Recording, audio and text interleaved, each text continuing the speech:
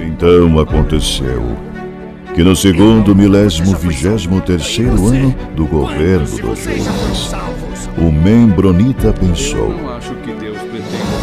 e estando a ponderar, sua mente se iluminou e pôde ver claramente. Pois em verdade vos digo, meus fiéis, que se dentre vós algum membronita deste emana sabedoria e conhecimento, e a verdade vos libertará. Sábio é o membronita que conhece os limites da própria ignorância. A sua alma está em jogo. Decidi investigar melhor o assunto. E que depois de muito conhecimento adquirir, descobre que, por fim, nada sabe. O membro fiel. Saudações, membronitas! Eu sou Ozzy e esse é o Membro Pod, seu canal de podcast de estudo da história da Igreja de Jesus Cristo dos Santos dos Últimos Dias. E hoje a gente vai falar da Ellen Mar Kimball. Talvez muitos de vocês possam lembrar dela porque a gente já falou sobre a situação mais intrigante da vida dela, pois é, ela foi uma das esposas de Joseph Smith. E teve uma situação aí complicada que a gente vai rever aqui com vocês, mas vamos conhecer um pouquinho quem ela foi. Ela foi filha de Heber C. Kimball, a gente já viu, ele foi um grande líder no início da igreja, e a mãe dela era Villette. Ela nasceu em 1828, então aí 13 anos mais nova que Joseph Smith, faleceu em 1896, com 68 anos de idade. Bom, ela ficou famosa por ser... famosa, né? Ela está aqui na nossa lista por ter sido a esposa, uma das esposas de Joseph Smith. E assim, né? Vamos dar uma olhadinha aqui na história. O que a gente lembra? Quando a gente gravou o episódio sobre a poligamia, a gente despendeu aí um bom tanto do episódio falando sobre ela, porque ela era bem novinha quando Joseph Smith resolveu casar com ela. E a situação também foi complicada. Lembra o que aconteceu? Joseph chegou falando pro pai dela, o Heber C. Kimball, olha, né? O Senhor quer que eu case com a tua mulher e a tua filha. O Heber C. Kimball penou muito, cara, porque ele não queria que Joseph se casasse, ele não queria perder a esposa dele. Ele falou, cara, pode até casar com a minha filha, mas a minha mulher, cara, por favor. Depois de um tempão ele deu essa resposta, né? Ele ficou pensando demais, sofrendo demais com esse pedido de Joseph. E então depois Joseph aceitou se casar só com a filha dele e disse, não, eu tava brincando sobre sua mulher, na verdade, mas a tua filha sim, eu aceito. Uma outra fonte histórica diz que Joseph pediu só a esposa, a Villette. E daí o Heber C. Kimball ofereceu, cara, minha esposa não, cara, mas a minha filha, se quiser, pode levar. Então, né, tem essas duas histórias, dependendo da fonte histórica que você consulta. Mas de uma forma ou outra, né, Joseph Smith estava se casando com a filha dele, a Ellen Mar Kimball. E esse casamento aí foi chocante, porque ela tinha 14 anos de idade quando Joseph resolveu se casar com ela, pois é. Mas assim, felizmente, né, não sei se felizmente ou não, né, mas ela não ficou muito tempo com ele, porque ele morreu, pois é, ficou viúva cedo. Imagina, cara, você com 16 anos e já é viúva. Pois é, 2 aninhos de casamento, o nosso Joseph Smith, o queridão, foi assassinado. Inclusive a gente viu alguns detalhes no episódio anterior, que o Willard Richards deixou registrado pra gente. Logo após a morte de Joseph, ela se casou com Horace Whitney, para o tempo, né? Como eles têm essas duas separações, para o tempo e para toda a eternidade, né? Então, para o tempo é só o casamento aqui, o casamento civil, né? Então, para toda a eternidade seria o selamento, no caso. Então, ela só casou ali no civil com esse Horace Whitney. Ele era irmão de uma das outras esposas de Joseph Smith, pois é, Joseph era casado com uma Whitney, será provavelmente, né, parente do David Whitmer. Pois é, com o Joseph Smith ela não teve filho, cara, com 14 anos também, né? Complicado. Mas com o Whitney ela teve 11 filhos. Entre eles, um dos filhos deles acabou virando apóstolo depois. Era o Orson F. Whitney. Bom, voltando ali para o início da história dela, ela nasceu em Nova York, no estado de Nova York. O Heber C. Kimball teve bastante filhos, mas com a Villette ele teve 9. Então a Helen era a terceira desses 9. Quando ela tinha 3 aninhos de idade, uma desgraça aconteceu. Pois é, os pais dela se batizaram na igreja Sud. Isso foi em 1832. Eu também tinha 3 anos quando meus pais entraram para a igreja. Aí um ano depois os pais dela se mudaram para Kirtland, né, para se juntar aí o pessoal da igreja, né, em 1833, quando o pai dela também, né, foi chamado como um apóstolo. O pai dela foi chamado como um apóstolo já em 1835. E como a gente já sabe o que acontece com os homens que entravam para a igreja, pois é, eles já são logo em seguida chamados para a missão. Então, acabou que ela não teve o pai muito presente nessa época porque ele estava sempre em missão. Olha só que engraçado, ela foi batizada por Brigham Young. Eu pensei, cara, talvez o pai dela estava na missão, alguma coisa assim, né? Não, o pai dela estava lá. Aqui tá dizendo que ela foi batizada num rio no meio do inverno. O pai dela teve que cortar um buraco no gelo para ela poder ser batizada. Cara, não dá pra fazer isso no verão? Tem necessidade, né, desse sofrimento todo? Cara, né? É porque, assim, a provação, ela já vem sozinha, você não precisa criar uma. Eu lembro quando eu fui batizado, né, porque eu sou de julho, então, né, em Curitiba é frio em julho, a água tava bem fria. Né? Aqui no registro tá dizendo que o pai dela registrou que ela não se importou nada com a temperatura da água, porque ela já tinha esperado muito tempo por esse privilégio. Ué, cara, tava esperando ela fazer 8 anos, né? Ou batiza ali com 7,5, ou batiza com 8,5, né? Pra esperar o verão, no caso. Que, aliás, eu tô vendo aqui, ó, ela nasceu em agosto, cara. Agosto é verãozinho. O que aconteceu, cara? Não tinha necessidade disso, hein? Em 1838, eles se mudaram de Kirtland para Far West, como a gente já sabe, né? Os membros estavam sendo expulsos do Missouri. Far West ainda no Missouri, né? Mas eles saíram de Kirtland para Far West. E em 1839 já saíram de lá por causa daquela ordem de extermínio contra os Mormons, né? Lembra? Aquele governador Lilburn Boggs não queria nenhum Mormon no estado do Missouri. Ela registrou, né, como eles foram expulsos meio que no meio do inverno, ela registrava muitas coisas, né, nos diários dela. Ela diz ali que tinham que estar sempre andando para evitar se congelar. Não foram para muito longe, eles ainda não estavam indo para Utah, lembra? Calma. Eles saíram no inverno de Missouri e foram para onde? O Illinois, né? Pois é, eles foram para o Illinois, chegaram numa cidade chamada Commerce. Pois é, olha aqui, ó, uma informação nova aqui pra gente. Depois eles mudaram o nome, rebatizaram essa cidade com o nome de Nauvoo. Pois é, então quando eles chegaram não era Nauvoo, eles deram esse nome. Antes se chamava Commerce, né? Tipo comércio em inglês.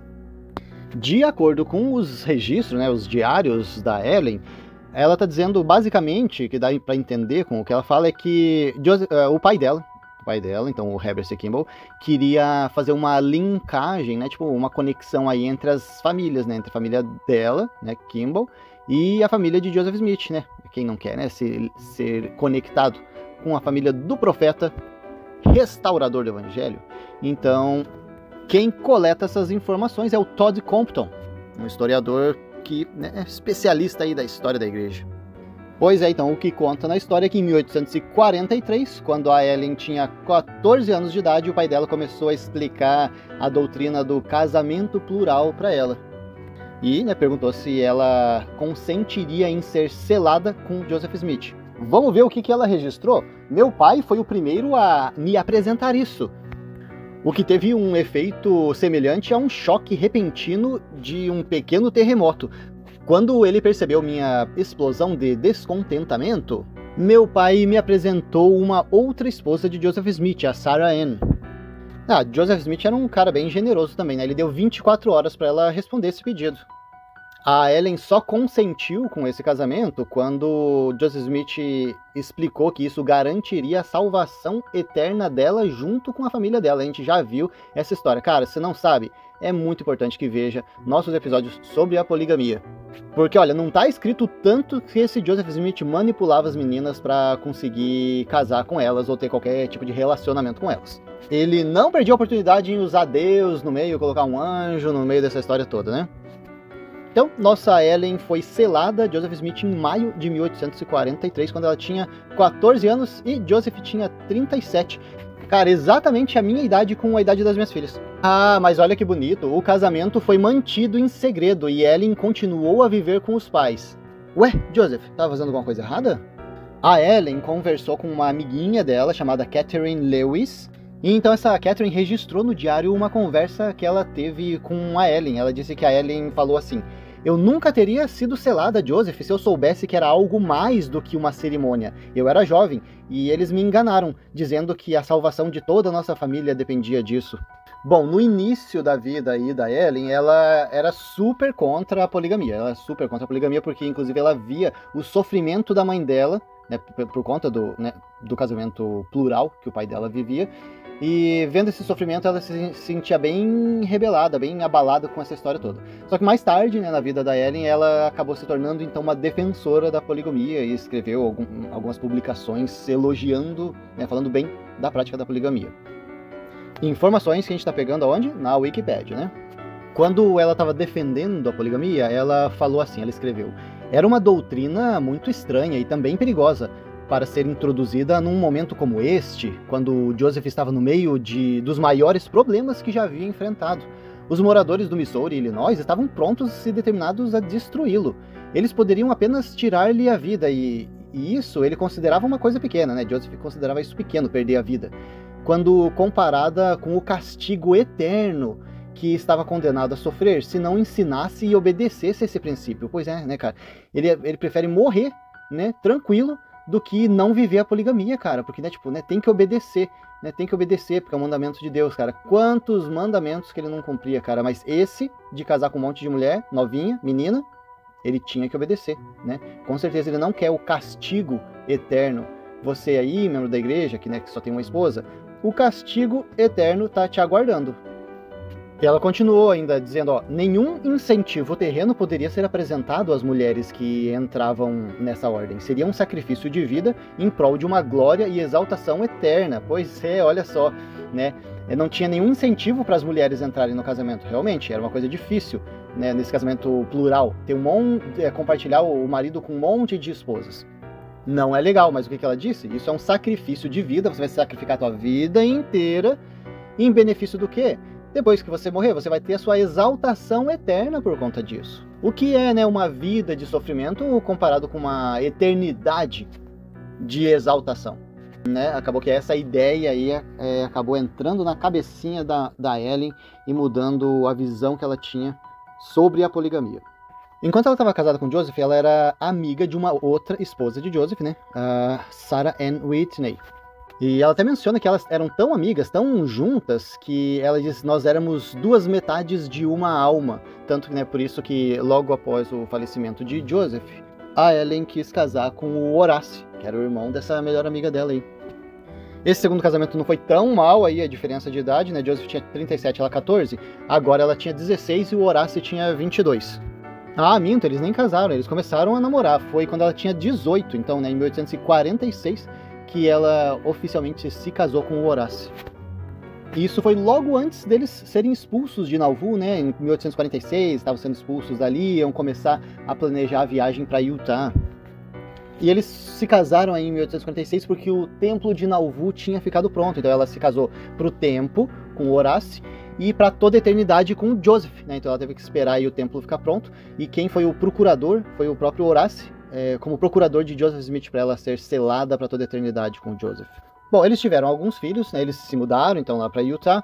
A Ellen se tornou escritora, ela começou a escrever alguns artigos para o Deseret News e para uma outra publicação chamada Woman's Exponent.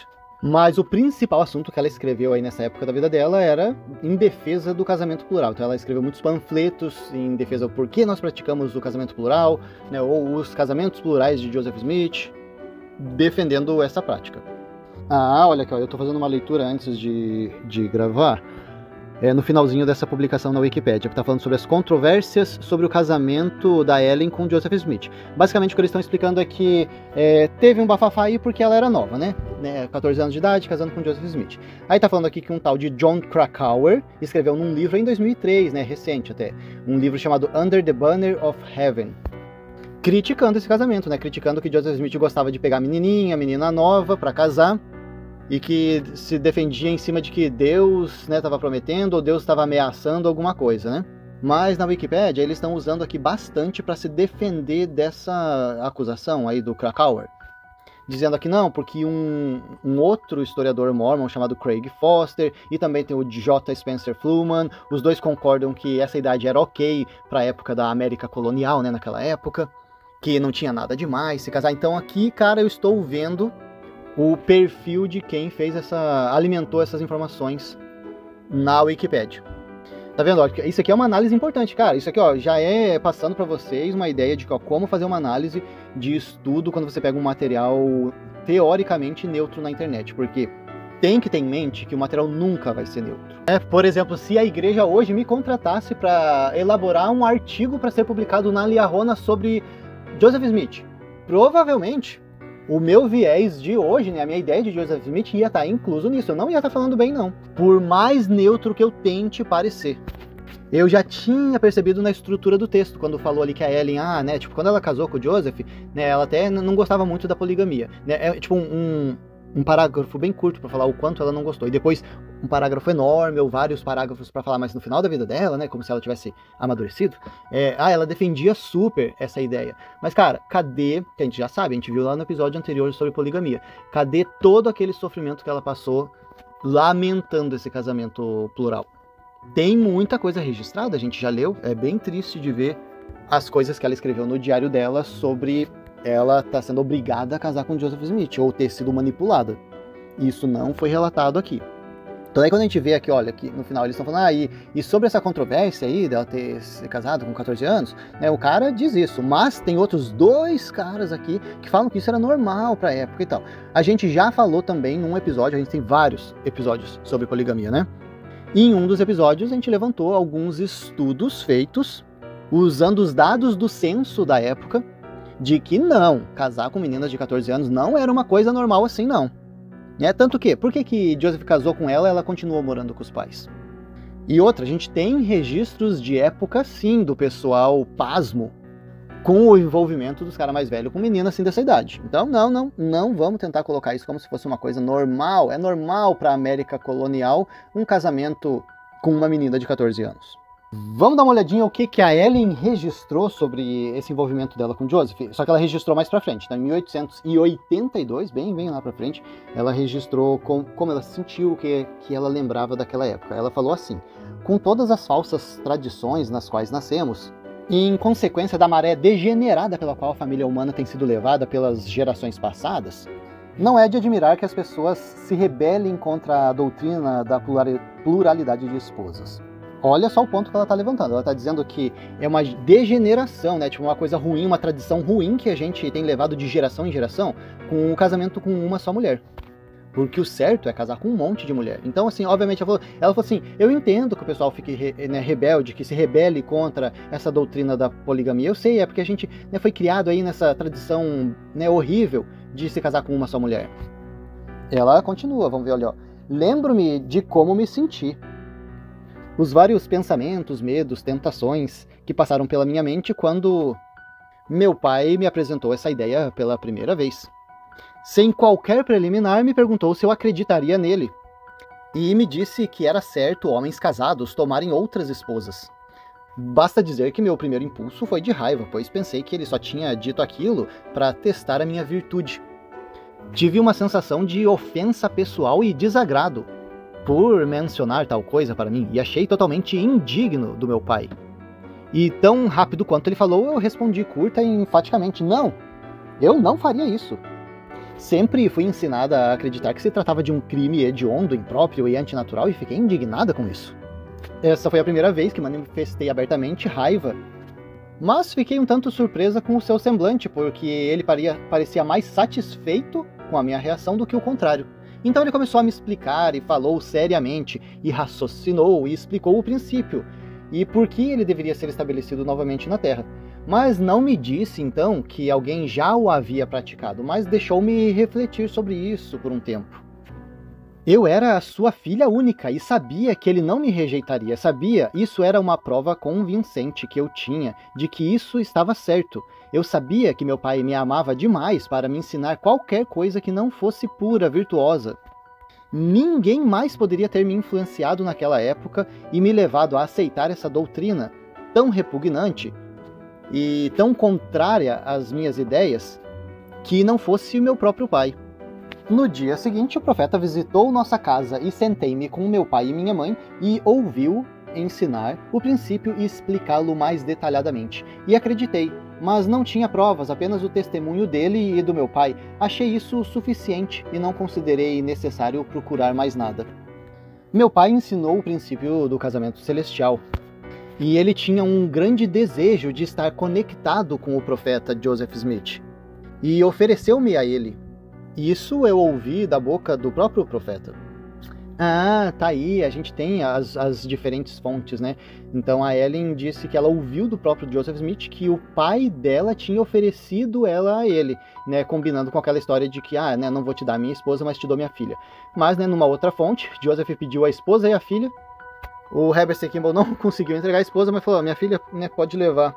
Então, fora essa questão da Ellen ser novinha e estar sendo casada com Joseph Smith, que já, né, fora essa questão do casamento plural, tem um segundo ponto a ser levantado, que a Ellen, ela tinha 14 anos. Se casando com um adulto, sendo uma mulher casada, ela perdeu toda a questão social que ela poderia ter desse final de juventude, começo da vida adulta. Ela foi privada. Vamos dar uma lidinha no poema que a Ellen escreveu sobre isso? Talvez faça um pouco mais de sentido em inglês, né, porque é a língua original que foi feita, né, as rimas e tudo, mas na tradução para o português vamos ver o que esse poema diz. Eu pensei que durante esta vida meu tempo seria meu. O passo que estou dando agora é apenas para a eternidade. Ninguém precisa ser mais sábio, com o tempo serei livre. E como o passado foi, o futuro ainda será. Para o meu coração inocente, livre dos cuidados mundanos e cheio de esperanças felizes e visões juvenis raras, o mundo parecia brilhante, as nuvens ameaçadoras foram mantidas à vista e tudo parecia belo. Mas anjos compassivos choraram. Eles viram meus amigos jovens ficarem tímidos e frios, e dardos venenosos de línguas caluniosas foram lançados, corações sem instrução em teu sacrifício generoso. Você não pesou o custo nem conheceu o preço amargo. Teus sonhos felizes também estão condenados a ser expulsos das cenas sociais por este teu destino. E sobre tuas tristes lembranças de doces alegrias que partiram, teu coração doentio meditará e imaginará desgraças futuras. E como um pássaro acorrentado com um coração selvagem e saudoso, você ansiará diariamente por liberdade e murmurará em sua sorte. Mas você poderia ver o futuro e ver aquela coroa gloriosa esperando por você no céu. Você não choraria nem lamentaria. Puro e exaltado era o objetivo de teu pai. Ele viu uma glória em obedecer a esta elevada lei celestial para milhares que morreram sem a luz. Trarei alegria eterna e tornarei a tua coroa mais brilhante. Fui ensinada a reverenciar o profeta de Deus e receber cada palavra como a palavra do Senhor. Mas se isso não tivesse saído da boca de meu querido pai, eu nunca teria recebido isso como a verdade sagrada de Deus. Esse poema, tá, só para vocês saberem, o que ela está dizendo aqui? Primeiro, o poema foi feito em 1881, tá? Muitos anos depois que ela se casou, ela já estava aí, o quê? Com 60 anos de idade já? Basicamente ela está explicando essa ideia de que, poxa, ela sofreu, ela chorou, ela não queria, ela passou por ver os amigos se afastarem, agora ela casou, né? Passou por questão de ouvir calúnias, né? O pessoal falando, fofoca, falando, essa menina casou com o profeta e tal. Sofrimento, todo o sofrimento que ela sentiu, ela tá revivendo aqui, dizendo, né, eu sofri pra caramba, né? Pena que na época eu não sabia o que tava por me esperar. Por quê? Porque o meu pai, né? Se não fosse o meu pai, eu não teria entendido como isso é um mandamento de Deus, né? E todas as bênçãos que eu vou receber, né? Bênçãos eternas e tal. Um ano depois de escrever esse poema, então 1882, ela explicou um pouquinho mais sobre essa época da vida dela, né? Ela falou, durante o inverno de 1843, tiveram muitas festas e bailes. Alguns dos jovens cavaleiros organizaram uma série de festas, danças, que aconteciam na mansão uma vez por semana. Eu tinha que ficar em casa, pois meu pai havia sido avisado pelo profeta para me manter longe de lá, por causa dos rapazes de caráter questionável que frequentavam estas festas. Fiquei muito magoada com isso e achei um tanto cruel da parte de meu pai permitir que o meu irmão fosse e desfrutasse das festas e das danças junto com outros de meus amigos e me acorrentasse, pois nenhuma garota gostava mais de dançar do que eu. E eu realmente senti que era demais para que eu pudesse suportar. Isso tornou a escola enfadonha, ainda mais enfadonha. E como um pássaro selvagem, eu ansiava pela liberdade que me era negada, e me considerava uma criança abusada, e considerava que era bem razoável que eu reclamasse dessa situação.